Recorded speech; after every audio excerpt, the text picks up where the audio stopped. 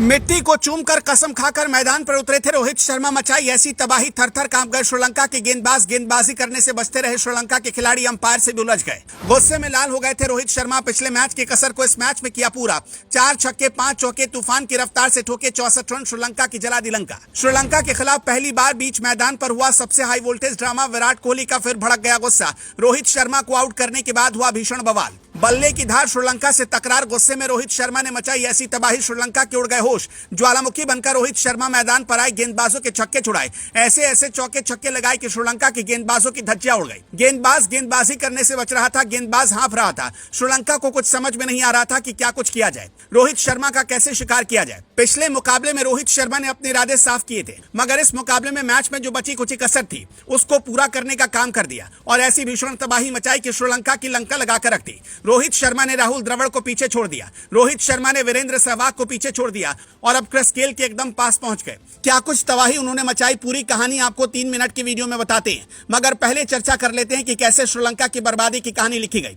पहले मुकाबले में श्रीलंका की तरफ से जबरदस्त पलटवार देखा गया और इस मुकाबले में भी श्रीलंका ने वाकई में कमाल का पलटवार किया। श्रीलंका के कप्तान ने टॉस जीता और उन्होंने पहले बल्लेबाजी करने का निर्णय लिया, लेकिन उनके निर्णय को भारतीय टीम के गेंदबाजों ने हवा में उड़ा दिया। श्रीलंका की टीम शुरुआत से ही संघर्ष करती नजर आई। श्रीलंका को सबसे पहली गेंद पर मोहम्मद सिराज ने जबरदस्त झटका दिया और उसके बाद लगातार भारत की तरफ से बढ़िया गेंदबाजी की गई।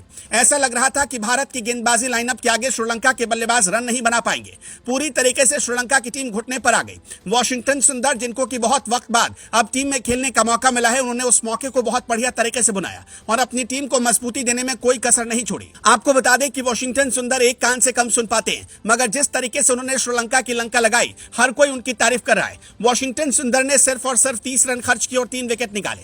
यहीं से श्रीलंका की तबाही शुरू हुई। दूसरी तरफ कुलदीप यादव ने अच्छी गेंदबाजी की।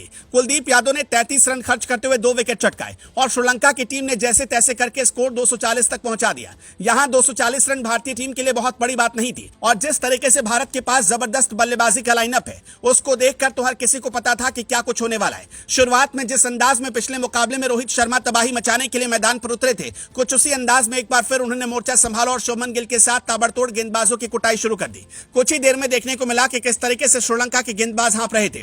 उनको समझ नहीं आ रहा था कि किस तरीके से रोहित शर्मा को गेंदबाजी की जाए। वाकई में बहुत ही जबरदस्त बल्लेबाजी रोहित शर्मा की तरफ से देखने को मिली। उन्होंने 4 छक्के और 5 चौकों की मदद से 44 गेंदों में 64 रन की पारी खेली और टीम को मजबूती दी। लेकिन रोहित शर्मा ने इस मुकाबले में जहां कोहराम मचाया, वहीं दूसरी तरफ अपने नाम उन्होंने बहुत बढ़िया रिकॉर्ड भी दर्ज किया। वनडे में ओपनिंग करते हुए उन्होंने 302 छक्के लगा दिए। 328 छक्के क्रिस गेल ने लगाए हैं। अब देखना होगा कि कितनी जल्दी उनकी बराबरी रोहित शर्मा कर पाएंगे। मगर रोहित ने राहुल द्रविड़ को भी एक मामले में पीछे छोड़ा। उन्होंने जैसे ही 2 रन बनाए, वो वनडे में चौथे सबसे ज्यादा रन बनाने वाले भारतीय बल्लेबाज बन गए।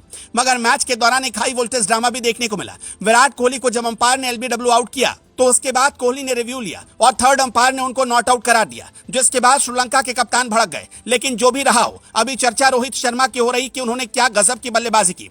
रोहित की घातक बल्लेबाजी पर आप क्या कुछ कहेंगे, कमेंट में बताएं।